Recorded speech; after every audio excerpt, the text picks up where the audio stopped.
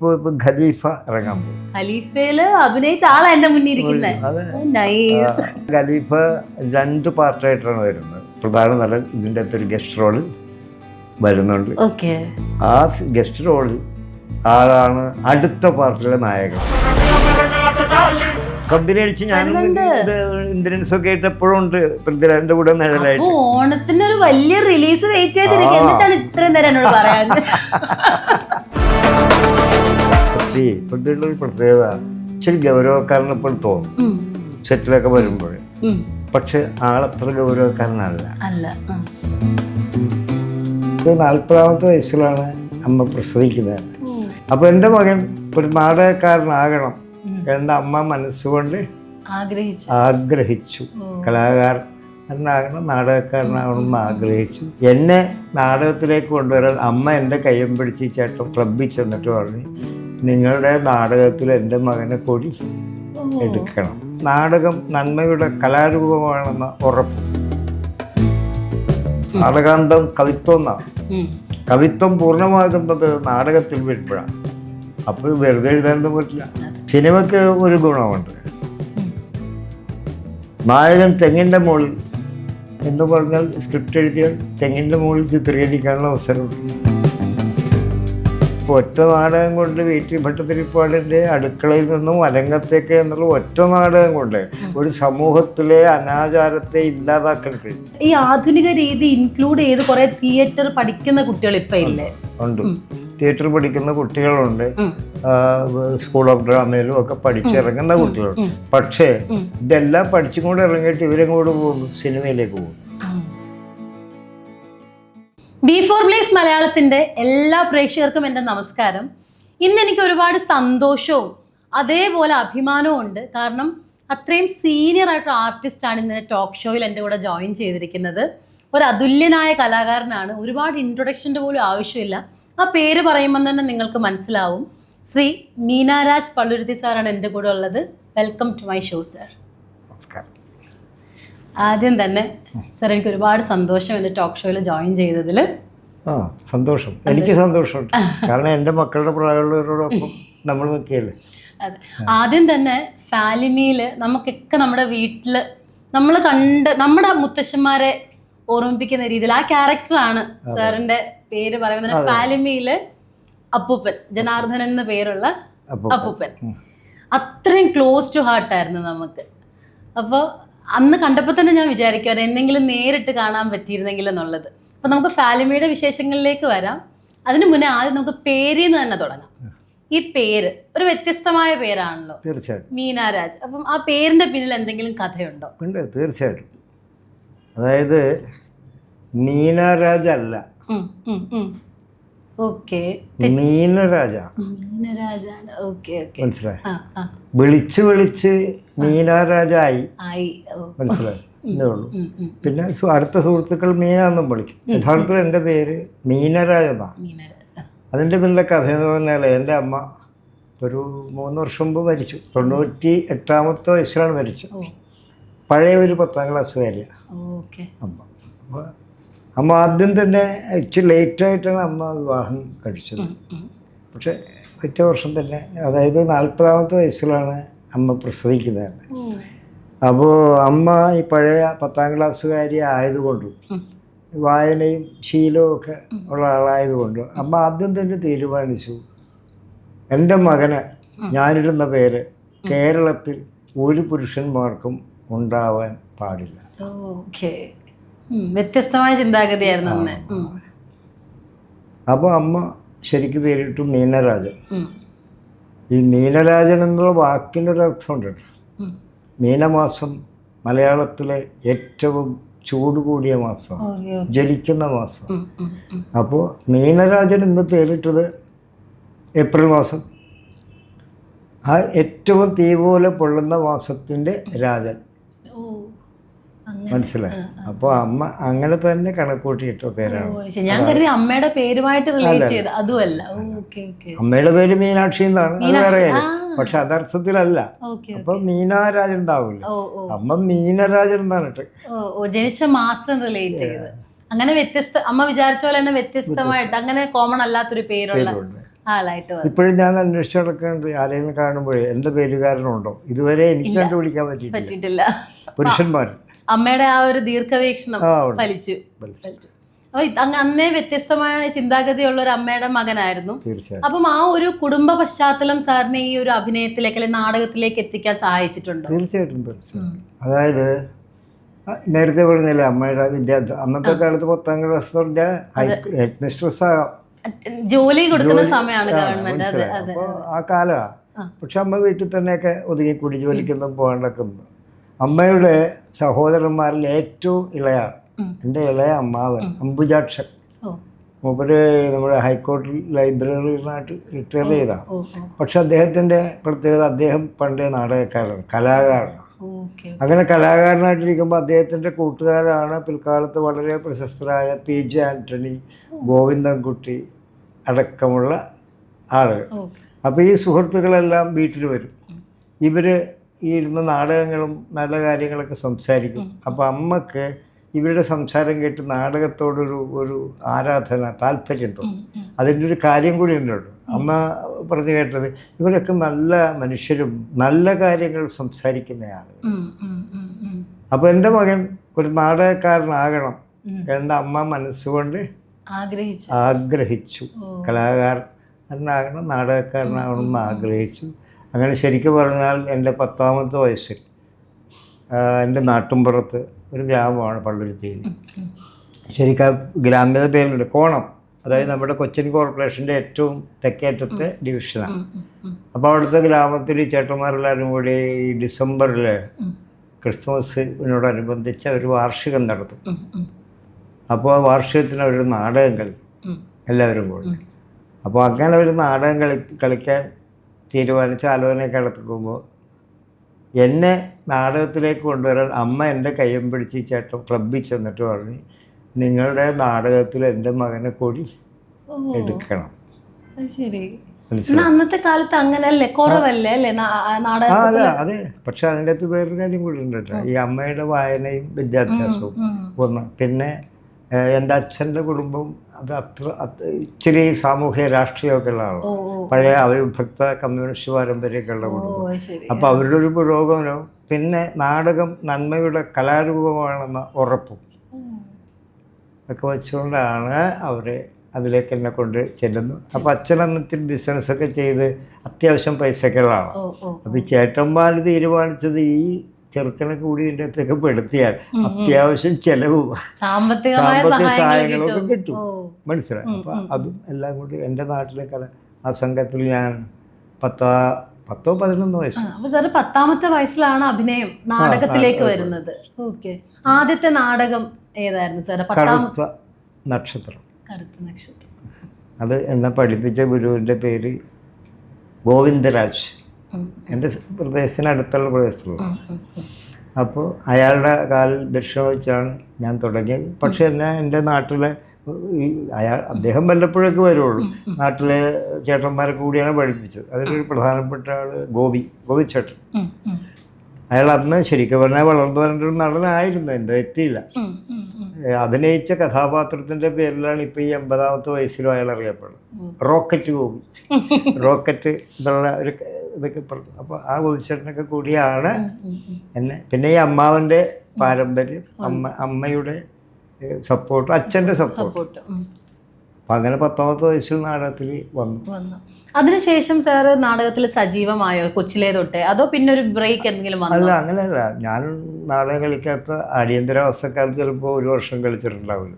ബാക്കി എല്ലാ വർഷവും നാടകം കളിച്ചു. ഈ 5ാമത്തെ വയസ്സ് മുതൽ നാടകമല്ല, അഭിനയം. അതായത് അന്ന് ഞാൻ ഈ 6ാം ക്ലാസ്സിലൊക്കെ പഠിക്കുമ്പോഴേ സ്കൂളിൽ ഈ സാഹിത്യ സമാജം എന്നും പറഞ്ഞ് ആഴ്ചയിൽ ഒരു ദിവസം കുട്ടികൾക്ക് വേണ്ടി ഒരു പീരീഡ് ഉണ്ട്. അപ്പോൾ അവിടെ അധ്യാപകരുണ്ടാവും, കുട്ടികളെല്ലാവരും കൂടി എന്തെങ്കിലുമൊക്കെ അഭിനയിക്കുക, പാട്ടുപാടുക, അങ്ങനെ എല്ലാ ആഴ്ചയിലും വ്യാഴാഴ്ച സാഹിത്യ സമ്മാനം. അപ്പോൾ ഈ സാഹിത്യ സമ്മാനത്തിൽ ഞാൻ മോണോ ആക്റ്റും പിന്നെ ഏതെങ്കിലും പാഠഭാഗമൊക്കെ അഭിനയിക്കും. അതായത് 5 കഴിഞ്ഞ് 6ഉം 7ഉം അത് ചെയ്തു. 8ാം ക്ലാസ്സിൽ വന്നപ്പോൾ ഹൈസ്കൂളിലായപ്പോൾ ഈ യൂത്ത് ഫെസ്റ്റിവൽ, ഹൈസ്കൂൾ ഫെസ്റ്റിവൽ ഉണ്ട്. അപ്പോൾ എല്ലാ വർഷവും നാടക മത്സരത്തിൽ പങ്കെടുക്കാം. അങ്ങനെ വന്ന് 8ലും 9ലും 10ലും നാടകം കളിച്ചു. അത് കഴിഞ്ഞ് പ്രീ ഡിഗ്രിക്ക് ചെന്നു. പ്രീ ഡിഗ്രിക്ക് ചെന്നതോടുകൂടിയാണ് നാടകത്തിൽ സജീവമാകുന്നത്. അതായത് പ്രീ ഡിഗ്രിക്ക് ചെല്ലുമ്പോഴേ കൂട്ടുകാരെല്ലാവരും കൂടി നാടകം കളിക്കുന്നു, പഠിക്കുന്നു. ഞാൻ ലൈബ്രറിയിൽ നിന്ന് പുസ്തകം വായിക്കാനുള്ള ശീലം എൻ്റെ അമ്മ ചെറിയ പ്രായം മുതൽ വായിക്കണം, ആ ശീലം അതിലേക്ക് ഞാൻ ചോദിക്കാൻ, നമ്മളിപ്പോൾ നാടകങ്ങൾ അല്ലെങ്കിൽ ചെയ്യുമ്പോൾ ഒരുപാട് വായന വേണമല്ലോ, കാര്യങ്ങൾ അറിഞ്ഞിരിക്കണമല്ലോ. അപ്പൊ അത് സാറ് കൊച്ചിലെ തൊട്ടേ വായന ഒരു ശീലമാക്കി കൊണ്ടുവന്നിട്ടുണ്ടായിരുന്നു. അമ്മയാണ് എന്നെ ലൈബ്രറിയിൽ കൊണ്ടുപോയി ചേർത്തു.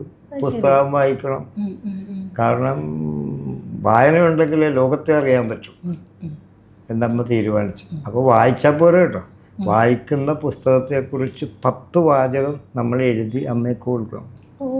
കാരണം അമ്മല്ലേ മുഴുവൻ വായിച്ചതിൻ്റെ കണ്ടന്റ്. അപ്പോൾ ചെറിയ പ്രായം മുതൽ പുസ്തക വായന ഉണ്ട്, ഇപ്പോഴും ഉണ്ട്. ഇപ്പോഴും ദിവസവും ഒരു 1/4 മണിക്കൂറെങ്കിലും പുസ്തകം വായിച്ചില്ലെങ്കിൽ എനിക്ക് ഉറക്കം പറ്റില്ല. അതുകൊണ്ട് തന്നെ ആയിരിക്കുമല്ലോ സാർ നാടകങ്ങൾ രചിക്കുകയും സംവിധാനം ചെയ്യുന്നതെല്ലാം ഹെൽപ്പ് ചെയ്ത് വായന തന്നെ ആയിരിക്കുമല്ലോ അല്ലേ? അല്ല, മൊത്തത്തിൽ എനിക്ക് തോന്നുന്നത് ഈ വായന കൊണ്ട് നമുക്ക് നൈരാശ്യം ഉണ്ടാവില്ല, എന്തിനെ നേരിടാനൊരു കരുത്ത് വരും. കാരണം നമ്മൾ വിവിധ മുഹൂർത്തങ്ങൾ നോവലുകളിലായാലും ഇതൊക്കെ വായിക്കുകയല്ല. അപ്പോൾ വായന അത് ഇപ്പോൾ ശരിക്കും പറഞ്ഞാൽ കുട്ടികൾ വായിക്കുന്നത് നമ്മളെ കളിയാക്കോട്ടും. ഇപ്പൊ വായന കുറഞ്ഞില്ലേ സാർ ഒരുപാട് ഇപ്പോഴത്തെ ഒരു കാലഘട്ടത്തിൽ? കാരണം എല്ലാവരുടെ കയ്യിൽ ഫോണാണ്, വീഡിയോസ് ഇങ്ങനെ സ്ക്രോൾ ചെയ്തു പോകുന്ന ഒരു കാലഘട്ടമാണ്. എങ്കിലും നമ്മൾ പുസ്തകശാലകളിൽ അന്വേഷിക്കുമ്പോഴേ നിങ്ങൾ നോക്കൂ, പുസ്തകങ്ങളുടെ വിൽപ്പന കൂടുതലാണ്. അപ്പൊ അതിന്റെ അർത്ഥം വായനക്കാരുടെ ഒരു സൈഡിലുണ്ട്. പക്ഷേ ഒരർത്ഥത്തില്ല. ഇപ്പം ഞാനിരുന്ന് എൻ്റെ മകനോട് വീട്ടിൽ കുറേ പുസ്തകങ്ങളുണ്ട്, ഞാൻ ഈ അത്യാവശ്യം പൈസ കയ്യിലുണ്ടെങ്കിൽ വില കൊടുത്ത് പുസ്തകം വാങ്ങും, മനസ്സിലായി? അതെവിടെ പോലും പുസ്തകം കണ്ടാൽ നോക്കും. അപ്പം നമ്മുടെ കയ്യിൽ പൈസ ഉണ്ടെങ്കിൽ ഒരു പുസ്തകം വാങ്ങും. അപ്പം അതൊക്കെ വീട്ടിൽ സൂക്ഷിച്ചു വെച്ചിട്ട് ഞാൻ മകനോട് പറയും, ഇതൊക്കെ ഒന്ന് വായിക്കേ, മനസ്സിലായോ? നല്ല ലോകപരിചയം ഉണ്ടാവുള്ളൂ, നിങ്ങൾ ഇതൊക്കെ അറിയണ്ടേ. അപ്പം അവൻ എൻ്റെ മകൻ പറയുന്നത്, ഈ വായിച്ച് വെറുതെ സമയം കളയുകയാണ്. അച്ഛൻ എന്നോട് ചോദിക്കൂ ഏതെങ്കിലും പുസ്തകത്തെക്കുറിച്ച്, ഞാൻ 5 മിനിറ്റ് കൊണ്ട് പറയാം. അപ്പം അതിൻ്റെ ബ്രീഫ് നോട്ട് വന്നു കഴിഞ്ഞാൽ നിങ്ങളിതെല്ലാം തലയിൽ സ്റ്റോർ ചെയ്ത്. അപ്പം ഞാൻ തമാശക്ക് വേണ്ട, അങ്ങനെ വന്നാലുള്ള തകരാറ്, ഞങ്ങൾ ഈ തലയിൽ ഇങ്ങനെ സ്റ്റോക്ക് ചെയ്താൽ ഞങ്ങൾക്ക് പിൽക്കാലത്ത് ഈ അൽഷിമേഴ്സ് ഒന്നും വരില്ല. സത്യമാണ് കേട്ടോ, ശരിയാ സാർ. ഇപ്പോൾ മോളെ തന്നെ നമ്മളിങ്ങോട്ട് വന്നപ്പോൾ ആ കുട്ടിയൊക്കെ ഉണ്ട് ഇല്ലേ, ഞാൻ ഒറ്റടിക്കും ചോദിക്കുകയാണ് ഇല്ലേ. പരിചയം എന്ന് വെച്ചാൽ ഇതുപോലെ കുറച്ചു നേരം എടുത്തിട്ടുണ്ട്, പിന്നെ വഴിയിൽ പോലും കണ്ടിട്ടില്ല. പക്ഷെ എൻ്റെ ഈ പറഞ്ഞില്ലേ, എൻ്റെ മെമ്മറിയിൽ ആ മുഖമുണ്ട്. സത്യമാണ് സാർ. ഇത്രയും വായിക്കുന്നതുകൊണ്ട് ഞാൻ ചോദിക്കാം, വായന എപ്പോഴും നമുക്ക് ഇമാജിനേഷൻ കുറച്ചുകൂടെ കൂട്ടുക, നമുക്കിങ്ങനെ കാര്യങ്ങൾ. കാരണം ഈ ഫോണിൽ നമ്മൾ വീഡിയോസ് കാണുമ്പോൾ ഇത് കണ്ട് നമ്മൾ വിടുവാണ്, ഒരു ഷോർട്ട് മെമ്മറിയാ. നമ്മൾ വായിക്കുമ്പോൾ നമ്മളിങ്ങനെ ആ ക്യാരക്ടേഴ്സിനെ ഇമാജിൻ ചെയ്യുമ്പോൾ നമ്മുടെ അത്രയും ചിന്താശക്തി കൂടുമല്ലേ? അതെ, നമ്മൾ വായിക്കുമ്പോൾ വായന വെറുതെ കാഴ്ച മാത്രമല്ല, അക്ഷരങ്ങൾ കാണുന്നത്. ആ വായിക്കുന്നത് ഹൃദയസ്ഥമാക്കാൻ നമ്മുടെ തല, നമ്മുടെ ഹൃദയം ഒക്കെ വർക്ക് ചെയ്യണം. അതിൻ്റെ വികാരങ്ങൾക്കനുസരിച്ച് ഹൃദയം വർക്ക് ചെയ്യും അല്ലേ? വായിക്കുമ്പോൾ ശ്രദ്ധിച്ച് വായിക്കുമ്പോൾ തലച്ചോറ് ഫീഡ് ചെയ്യാനുണ്ട്. അപ്പം അങ്ങനെ പല പ്രക്രിയകളും നടക്കുന്നതുകൊണ്ട് ഇത് നമ്മുടെ ബ്ലഡിനോടൊപ്പം അല്ലെങ്കിൽ നമ്മുടെ എല്ലാത്തിനോടൊപ്പം അലിഞ്ഞു ചേരുക. അതേ നമുക്ക് വിട്ട് പിന്നെ നമ്മുടെ മനസ്സിലേക്ക് കയറുന്നില്ല. വായന അപ്പോൾ എല്ലാവരും അല്ലേ, വായന വേണം എന്ന് തന്നെയാണ് എൻ്റെ പക്ഷം കേട്ടോ. പിന്നെ ഇപ്പോഴത്തെ തിരക്കുള്ള സമയത്തുകൊണ്ട് പിള്ളേർ പറയും, ഇപ്പോൾ വലിയ ബൃഹത്തായ കർമ്മസോ ബ്രദേഴ്സ് അല്ലെങ്കിൽ യുദ്ധവും സമാധാനവും എന്നുള്ള പുസ്തകമൊക്കെ ഇതൊക്കെ വായിച്ച് ജന്മം പോവുകയല്ലേ, അതിൻ്റെ ബ്രീഫ് അറിഞ്ഞാൽ പോരെ. എന്താ കണ്ടന്റ് ഗൂഗിൾ ചെയ്താൽ പോരെ ചോദിക്കുന്ന ജനറേഷൻ. പക്ഷേ എത്ര കണ്ടന്റ് കിട്ടുമായിരിക്കും, പക്ഷെ അതിൻ്റെ ചില മുഹൂർത്തങ്ങൾ കിട്ടില്ല. തീർച്ചയായിട്ടും. ഇപ്പൊ സാറ് നാടകങ്ങൾ ആദ്യം അഭിനയത്തിലോട്ടാണല്ലോ വന്നത്, പിന്നെ ഏതൊരു സമയം തൊട്ടാണ് സ്വന്തമായിട്ട് കഥകൾ എഴുതാനും സംവിധാനം ചെയ്യാനും ഒക്കെ സ്റ്റാർട്ട് ചെയ്തത്? അത് ശരിക്കും പറഞ്ഞാൽ എൻ്റെ നാട്ടിൽ ഞങ്ങൾ എല്ലാവരും കൂടി രൂപീകരിച്ച യൗവനകാലത്ത് ഞങ്ങൾക്കൊരു നാടക സംഘമൊക്കെ ഉണ്ടായിരുന്നു. ഈ അന്നത്തെ കാലത്ത് ഈ നിങ്ങൾക്കൊക്കെ അത് ചിന്തിക്കാൻ പോലും വേണ്ടി 70കളും 80കളും ഇന്ത്യയിൽ പ്രത്യേക സാമൂഹ്യ രാഷ്ട്രീയ സംഭവവികാസങ്ങളൊക്കെ ഉള്ളത്. അപ്പോൾ 75-ലാണ് അടിയന്തരാവസ്ഥ സാധനം വരുന്നത്. അപ്പോൾ ഒരു പ്രതിരോധത്തിൻ്റെയും പ്രതിഷേധത്തിൻ്റെയും അത് നിങ്ങൾക്ക് മനസ്സിലായിട്ടാണ്, ഞങ്ങൾക്കൊക്കെ അറിയാം. ഉറക്കെ സംസാരിക്കാൻ പറ്റില്ലായിരുന്നു. വഴി കൂടി 3 പേർക്ക് ഒരുമിച്ച് പോകാൻ പറ്റില്ല. 6 മണിക്ക് മുമ്പ് വീട്ടിൽ കയറണം. അപ്പോൾ അതിനോടൊക്കെ ഉള്ള പ്രതിഷേധം കൊണ്ട് ഞങ്ങളിങ്ങനെ നാടകങ്ങൾ ഉണ്ടാക്കാൻ തുടങ്ങി. അപ്പോൾ അങ്ങനെ ഒരു നാടക സംഘം ഉണ്ടായി. നാടകത്തിലും മാറ്റം വരുന്നൊരു കാലമാണ് ഈ സിംബളിക് നാടകങ്ങളൊക്കെ. പഴയ നമ്മുടെ പരമ്പരാഗത നാടകത്തിൽ നിന്ന് മാറി നാടകം പ്രതീകാത്മകമായി. അപ്പോൾ രാഷ്ട്രീയമൊക്കെ പറയാൻ വേണ്ടിയാണത്. അപ്പോൾ കമ്മ്യൂണിസ്റ്റ് പശ്ചാത്തലം ഉണ്ടായിരുന്നു. കമ്മ്യൂണിസ്റ്റ് പശ്ചാത്തലം, അതെ, പുരോഗമനത്തിൻ്റെ പശ്ചാത്തലം എന്ന് പറയാൻ ഉണ്ടായിരുന്നു. അതിനും കാരണങ്ങളൊക്കെ ഉണ്ട്, നമുക്ക് സംസാരിച്ച് തരുമ്പോൾ. അപ്പോൾ അങ്ങനെ വന്നപ്പോൾ ഞാൻ നിൽക്കുന്ന നാടക സംഘത്തിൽ ഒരു വർഷം നാടകം കളിക്കണം. അപ്പോൾ അതിനൊരു നാടകക്കാരനെ നമ്മൾ ഒരാളെ സമീപിച്ചു. അയാൾക്ക് എഴുതാൻ തിരക്ക്, നാടകം കിട്ടാണ്ടായി. അപ്പം നിർബന്ധിതമായൊരു സാഹചര്യം വന്നപ്പോൾ എൻ്റെ സുഹൃത്തുക്കളും നീ ഇത്രയും വായിക്കുന്നില്ല, നിനക്ക് എഴുതിക്കൂടെ? മനസ്സിലായി. അങ്ങനെ ഒരു നിർബന്ധിത സാഹചര്യത്തിലാണ് ഞാൻ നാടകത്തിലേക്ക് വരുന്നത്. ഇപ്പോഴും എൻ്റെ പ്രശ്നം നിർബന്ധിത സാഹചര്യം വന്നാലേ എഴുതും. കാരണം ഞാനൊരു നാടകത്താകണമെന്ന് ആഗ്രഹിക്കുന്ന ആളല്ല. അഭിനയത്തിനോട് തന്നെയാണ്. എനിക്ക് അഭിനയിക്കുക, എല്ലാവരും സംഘടിപ്പിക്കുക, പഠിപ്പിക്കുക, പിള്ളേരുടെ നാടകത്തിലേക്ക് കൊണ്ടുവരിക, അതൊക്കെ ഉണ്ട്. അതുകൊണ്ട് ഈ എഴുത്തുകാരനാകാൻ ഞാൻ ഇപ്പോഴും അങ്ങനെ എയിം ചെയ്തിട്ടില്ല. പക്ഷെ ഒരു നാടകമില്ല എന്നൊരു കാര്യം ചെയ്യാം, നമുക്ക് ഒരു 4 ദിവസം കഴിയും കൂടാം, നമുക്ക് നാടകമില്ല. അപ്പോൾ അങ്ങനെയാണ് നാടകം എഴുത്തിലെ എൻ്റെ സ്ഥിതി. കാരണം എന്താ പറയുക, ഒരു അങ്ങ് വെറുതെ കൊണ്ടല്ല, വലിയ വലിയ നാടകക്കാരൊക്കെ ഉള്ള ലോകമാണ്. ഈ നാടകം എഴുത്തെന്ന് വെച്ചാൽ ചെറിയ കാര്യമില്ല. നാടകം എഴുത്തെന്ന് വെച്ചാൽ നമ്മൾ പറഞ്ഞ സമ്പൂർണമായ ഒരു രചന കലയാണ് നാടകം. നാടകാന്തം കവിത്വം എന്നാണ്. കവിത്വം പൂർണ്ണമാകുന്നത് നാടകത്തിൽ വരുമ്പോഴാണ്. അപ്പോൾ വെറുതെ എഴുതാനൊന്നും പറ്റില്ല. മനസ്സിലായോ? സാഹിത്യത്തിൻ്റെ എല്ലാ രൂപങ്ങളിലും കൈവച്ചാലും ശരി, ഒരാൾ സാഹിത്യത്തിൽ സാഹിത്യകാരനായിട്ട് അംഗീകരിക്കണമെങ്കിൽ അയാൾ ജീവിതത്തിലൊരു നാടകമെങ്കിലും എഴുതിയിരിക്കും. നമ്മുടെ സാഹിത്യകാരന്മാരിൽ ഇപ്പോൾ ഒന്ന് ആലോചിച്ച് നോക്കും. M.T. വാസുദേവൻ അല്ലേ? അദ്ദേഹം ഒരു നാടകം എഴുതിയിട്ടുണ്ട്. കാരണം തൻ്റെ സാഹിത്യ ജീവിതം പൂർണ്ണമായി വൈക്കം മുഹമ്മദ് ബഷീർ നാടകം എഴുതിയിട്ടുണ്ട്. അങ്ങനെ നമ്മൾ നോക്കുമ്പോൾ നമ്മുടെ ഉന്നതന്മാരായ എല്ലാ നോവലിസ്റ്റുകളായാലും സാഹിത്യകാരന്മാരായാലും, ഇപ്പോൾ M.T. നാടകത്തിൻ്റെ പേരാണ് ഗോപുരം നടയിൽ. അങ്ങനൊരു നാടകം എഴുതിയിട്ടുണ്ട്. കാരണം അതാണ് അതിൻ്റെ ശരി. ഈ നാടകം എഴുതുക എന്ന് പറഞ്ഞത് ചെറിയ കാര്യമല്ല. ഒരു നോവലാകുമ്പോൾ നമുക്ക് വിശദീകരിച്ചൊക്കെ എഴുതാം. നാടകമാകുമ്പോൾ എങ്ങനെ നമ്മൾ ചെയ്യും? ഈ നടൻ്റെ സംഭാഷണത്തിലൂടെ, അവൻ്റെ ആംഗിക ചലനങ്ങളിലൂടെ ഒക്കെ വരണം. അതും അവതരിപ്പിക്കുന്ന വേദി ഒരു 10-24 അടിയോ വീതിയുള്ള നീളമുള്ള സ്ഥലം അല്ലേ? അതിൻ്റെ പരിധിക്കുള്ളിൽ നിന്ന് ചെയ്യണം. രംഗാവതരണം, നാടകം രംഗത്ത് അവതരിപ്പിക്കാനുള്ള കലാരൂപമാണല്ലോ. അപ്പോൾ അങ്ങനെ നോക്കുമ്പോൾ അതൊരു ബുദ്ധിമുട്ടുള്ള കലയാണ്. സിനിമയ്ക്ക് ഒരു ഗുണമുണ്ട്. നായകൻ തെങ്ങിൻ്റെ മുകളിൽ എന്ന് പറഞ്ഞാൽ സ്ക്രിപ്റ്റ് എഴുതിയാൽ തെങ്ങിൻ്റെ മുകളിൽ ചിത്രീകരിക്കാനുള്ള അവസരമുണ്ട്. തീർച്ചയായിട്ടും ശരിയാണ്. നാടകത്തിലത് പറ്റൂ. ഇപ്പം നാടകത്തിൽ റെയിൽവേ സ്റ്റേഷനിൽ അല്ലെങ്കിൽ ഫ്ലൈറ്റിൽ ഇങ്ങനെ സർവതന്ത്ര സ്വതന്ത്രമാണ്. അപ്പോൾ ഒരു കഥാപാത്രത്തെ എവിടെ വേണമെങ്കിലും കൊണ്ടുപോകാം. നാടകത്തിൽ ഈ 24 അടി വേദിയിൽ കൊണ്ടുവരണം. അവിടെ ഇപ്പം നാടകക്കാരെ പുരോഗമിച്ച് ഇതൊക്കെ പടപട എന്നൊക്കെ മാറ്റി വരുന്നുണ്ട്. അങ്ങനെ റെയിൽവേ ടെക്നോളജി അങ്ങനെ കൊണ്ടുവരാൻ നോക്കുന്നുണ്ട്. പക്ഷേ പണ്ട് കാലത്ത് അതില്ല. ഇല്ല, തീർച്ചയായിട്ടും. പുതിയ കാലത്ത് അതൊക്കെ വരുന്നുണ്ട്. പക്ഷേ അത് നാടകത്തിന് ഗുണകരമാണോ എന്നുള്ള ചിന്തയുണ്ട്. ശരി. അവിടെ നാടകം സിനിമ പോലെയാകും, സിനിമയായി മാറും. നാടകത്തിന്റെ തനിമ നഷ്ടപ്പെടും. കാരണം തനിമ നഷ്ടപ്പെടുമ്പോൾ അത് പുതിയ കാലത്തെയും പഴയ കാലത്തെയുമായ നാടകങ്ങൾ വെച്ച് നോക്കുമ്പോൾ പുതിയ കാലത്തും നല്ല നാടകങ്ങൾ നമ്മൾ കണ്ട് അംഗീകരിക്കും. പക്ഷെ സമൂഹത്തെ ഇളക്കി മറിക്കുന്ന നാടകങ്ങൾ ഉണ്ടാവുന്നില്ല. തീർച്ചയായിട്ടും നമ്മൾ കണ്ടിരിക്കും, കൊള്ളാമെന്ന് പറയും. പക്ഷേ ഒരു സാമൂഹിക ക്രമത്തെ മാറ്റിമറിക്കാൻ പറ്റുന്നുണ്ട്. പക്ഷെ അത് പഴയ കാലത്ത് നോക്കുമ്പോഴും ഇപ്പോൾ ഒറ്റ നാടകം കൊണ്ട് വീട്ടിൽ ഭട്ടതിരിപ്പാടിൻ്റെ അടുക്കളയിൽ നിന്നും അരങ്ങത്തേക്ക് എന്നുള്ള ഒറ്റ നാടകം കൊണ്ട് ഒരു സമൂഹത്തിലെ അനാചാരത്തെ ഇല്ലാതാക്കാൻ കഴിയും. അല്ലേ? നിങ്ങൾ തന്നെ കമ്മ്യൂണിസ്റ്റ് ആക്കി, പാട്ടമാക്കി, കൂട്ടുകൃഷി ഇങ്ങനെ വന്നാൽ ആ പഴയകാല ഈ പിള്ളസാറിൻ്റെ നാടകങ്ങളൊക്കെ ഒന്ന് സമൂഹത്തിന് നേരെ ആഞ്ഞടിച്ചിട്ടുണ്ട്. പക്ഷേ ഇന്ന് നാടകങ്ങൾ അങ്ങനത്തെ ശക്തി കിട്ടുന്നുണ്ട്. ഇത് ചോദ്യമാണ്. കിട്ടുന്നില്ല. പക്ഷെ സർ, ഇടയ്ക്ക് പണ്ട് ഒരു നാടകം അത്ര സജീവമായ ഒരു നാടക കലാകാരന്മാരൊക്കെ ഉള്ളൊരു സമയം ഉണ്ടായിരുന്നു. പിന്നെ ഇടയ്ക്ക് നാടകങ്ങളിലേക്ക് വരുന്ന ആളുകളുടെ എണ്ണം ഒന്ന് കുറഞ്ഞതുപോലെ ഒരു സമയം ഉണ്ടായിരുന്നല്ലോ. പക്ഷെ ഇപ്പോൾ സാറ് പറഞ്ഞ പോലെ ഈ ആധുനിക രീതി ഇൻക്ലൂഡ് ചെയ്ത് കുറെ തിയേറ്റർ പഠിക്കുന്ന കുട്ടികൾ ഇപ്പം ഇല്ലേ? ഉണ്ട്.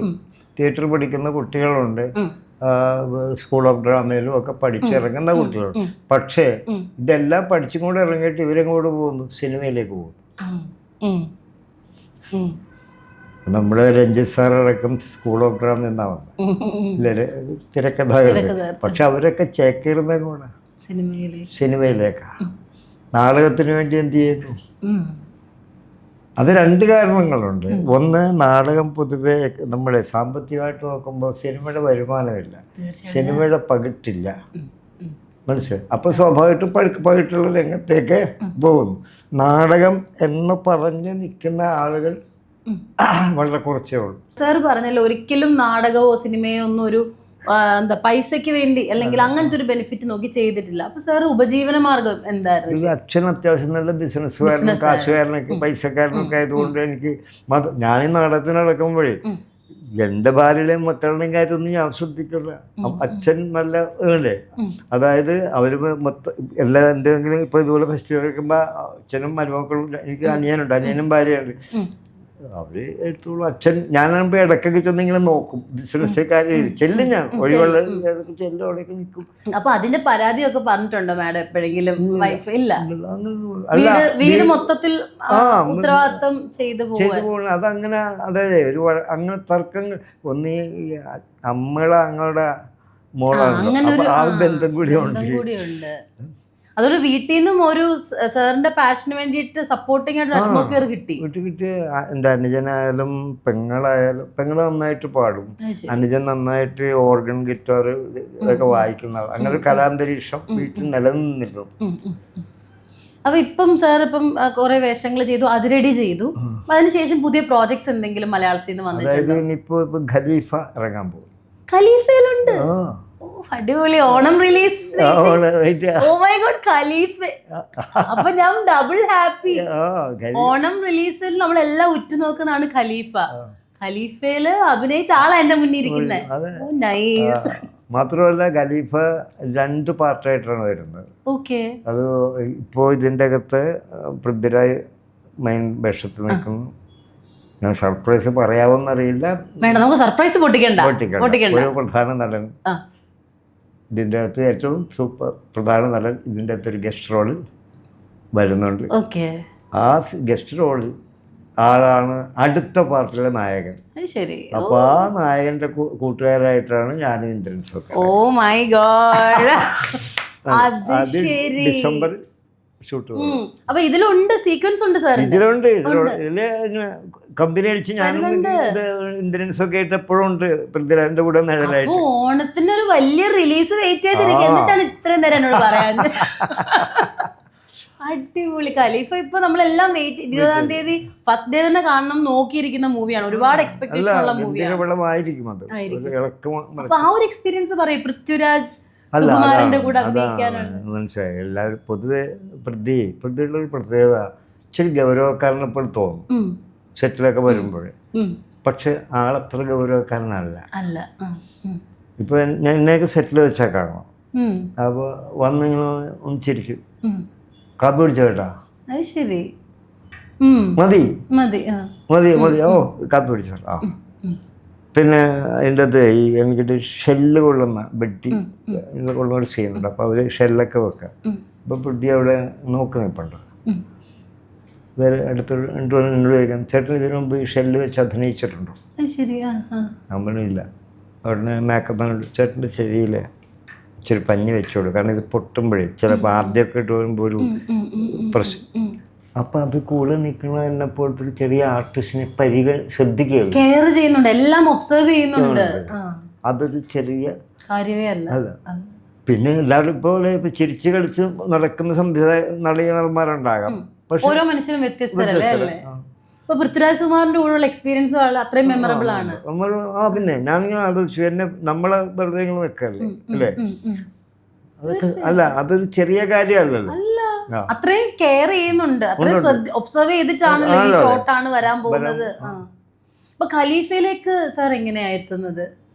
അതെനിക്ക് തോന്നുന്നു ഇങ്ങനെ ഇപ്പോൾ ഈ അതിരടി എല്ലാ ഇപ്പൊ പറഞ്ഞേ എല്ലാവർക്കും എന്നെ അറിയാം. പിന്നെ അപ്പൊ എന്റെ പ്രായത്തിന് പറ്റിയൊരു വേഷം കിട്ടിയാൽ എന്നെ വിളിക്കുന്നുണ്ട്. അങ്ങനെയാണ് ഖലീഫയിൽ എത്തുന്നത്. അത് ഏത് സമയത്തായിരുന്നു അപ്പൊ ഷൂട്ടൊക്കെ? ഖലീഫയുടെ ഷൂട്ട് ശരിക്കും പറഞ്ഞാൽ ഡിസംബറിൽ തുടങ്ങിയ 2025 ഇപ്പൊ ആണ് തീർന്നത്. ഈ ഒരു മാസം മുമ്പാ തീർന്നത്. അപ്പൊ ഇനി സെക്കൻഡ് പാർട്ടും പോകണ്ടേ? സജീവമായിട്ടുണ്ട്. അതിപ്പോ എന്നത്തേക്കായിരിക്കും? ഡിസംബറാ പറഞ്ഞിരിക്കുന്നു. അത് റിലീസാണോ ഷൂട്ടാണോ? അല്ല, ഷൂട്ട് ഡിസംബറിൽ ആരംഭിക്കും. തുടങ്ങിയിട്ടില്ല, സെക്കൻഡ് പാർട്ടിന്റെ ഒന്നും തുടങ്ങിയിട്ടില്ല. എനിക്ക് വയ്യ. അപ്പൊ എനിക്ക് അന്ന് ഇന്റർവ്യൂ വീണ്ടും തരണം. പിന്നെ ഖലീഫ അല്ലാതെ ഏതെങ്കിലും പ്രോജക്ട്? ഖലീഫ അല്ലാതെ എനിക്ക് വളരെ സംതൃപ്തി നൽകിയ ഒരു ഇത് ആഷിഖ് അബുവിന്റെ ക്യാമറ നിർമ്മാണവും. ആഷിഖ് അബു ഒരു പുതിയ സംവിധായകൻ, ജോജു നായകൻ, അജസുന്ദരി. ഞാൻ കണ്ട അതിന്റെ പോസ്റ്റർ ഇറങ്ങിയായിരുന്നു. അതിലുണ്ട്. അതില് നല്ല വേഷത്തിൽ, നല്ല വളരെ വളരെ വളരെ. അത് റിലീസ് ഉടനെ എല്ലാം കഴിഞ്ഞിരിക്കണം. ഇതൊക്കെ ഫസ്റ്റ് ലുക്ക് പോസ്റ്റർ ഞാൻ കണ്ടായിരുന്നു. ബസ്സിൽ ഇങ്ങനെ ഇരിക്കുന്നത്, ജോജു സാർ ഇരിക്കുന്ന ഒരു പോസ്റ്റർ. നല്ല വേഷമാണ്.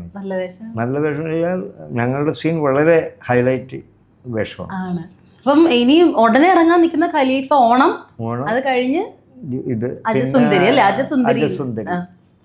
പിന്നെ ഇന്ദ്രൻസും ഞാനും പിന്നെ ധ്യാൻ ശ്രീനിവാസൻ കൂടിയുള്ള ഒരു കേക്ക്, ആനീസ് കേക്ക്, നല്ല രസകരമായ പടമാണ്. അത് തമാശയുണ്ട്, സീരിയസ് ഉണ്ട്.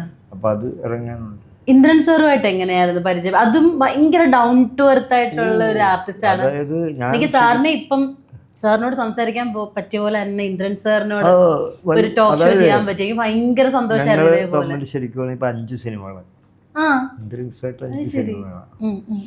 വളരെ എന്തെന്നാ പറഞ്ഞത്, അതും നമ്മൾ കെയർ ചെയ്യൂട്ടാ. ഇപ്പൊ നമ്മൾ ശ്രദ്ധിക്കും, റൂം എങ്ങനെയുണ്ട് എന്നൊക്കെ ചോദിക്കും. വളരെ അടുത്ത കമ്പനിയാണ് ഇന്ദ്രൻ സാർ. 5 സിനിമ ഒരുമിച്ചായല്ലോ. വിളിക്കുകയൊക്കെ ചെയ്യുമോ നിങ്ങൾ? അത്യാവശ്യം വിളിക്കും. പിന്നെ ഒരുമിച്ച് യാത്രയൊക്കെ പോകുമ്പോഴേ, ഇപ്പൊ കോഴിക്കോടൊക്കെ പോകുന്ന ഇവിടുന്ന് ഞങ്ങൾ ഒരുമിച്ച് കാറിലോ ട്രെയിനിലോ ഒക്കെ പോകുന്നത് ഒരുമിച്ചാണ്. ഇതേപോലെയാണ്, ഭയങ്കര ഡൗൺ ടു എർത്ത് ആയിട്ടുള്ള ഒരു ആർട്ടിസ്റ്റാണ്. സാറിനെ പോലെ തന്നെ ഞാൻ ആദ്യമേ ചോദിച്ചപ്പോഴേ ടോക്ക് ഷോ എനിക്ക് തരാമെന്ന് സമ്മതിച്ച് അങ്ങനെ എനിക്ക് സംസാരിക്കാൻ. നമ്മളെന്ത് കരുതുന്നത് വേറെ ഒന്നുമല്ല, നിങ്ങൾ പുതിയ കുട്ടികൾ, നിങ്ങളെ നമുക്കും പരിചയപ്പെടാം അല്ലേ? അപ്പൊ അത്രയൊക്കെ ഉള്ളൂ. അപ്പൊ ഇനി വരാനിരിക്കുന്ന ഈ 3 പ്രോജക്ട്സ് ആണ് ഈ വർഷം. എന്തെങ്കിലും ഷൂട്ട് നടക്കുന്നുണ്ടോ വേറെ? അത് കരിക്ക എന്നും പറഞ്ഞ ആ ഗ്രൂപ്പിന്റെ ഒരു സിനിമ, കരിക്ക് ടീമിന്റെ അനന്തു പ്രൊഡക്ഷൻസുമായിട്ട് എന്നെ വിളിച്ചിട്ടുമുണ്ട്. പക്ഷെ അത് ഡിസ്കഷൻ നടക്കുക അല്ല, ഷൂട്ട് തുടങ്ങിയിട്ടുണ്ട്. അപ്പൊ അത് ജൂലൈയിൽ എന്നെ വിളിക്കുന്ന പറഞ്ഞിരുന്നത്. പിന്നെ ഇതുവരെ വിളിച്ചത് എന്തൊക്കെ തടസ്സങ്ങളെ, മഴ, പിന്നെ ഓരോ റീസൺസ്. അപ്പൊ കുറെ പ്രോജക്ട്സ്, ഇനി ഒരുപാട് പ്രോജക്ട്സ് വരട്ടെ. എല്ലാം ഖലീഫ സക്സസ് ആയി, സെക്കൻഡ് പാർട്ട് മെയിൻ ആർട്ടിസ്റ്റിന്റെ കൂടെ ഉള്ളത് വരുമ്പോ ഞാൻ വിളിക്കും. അപ്പൊ എന്റെ അടുത്ത് വരണം, ഒന്നുകൂടെ ടോക്ക് ഷോയ്ക്ക്.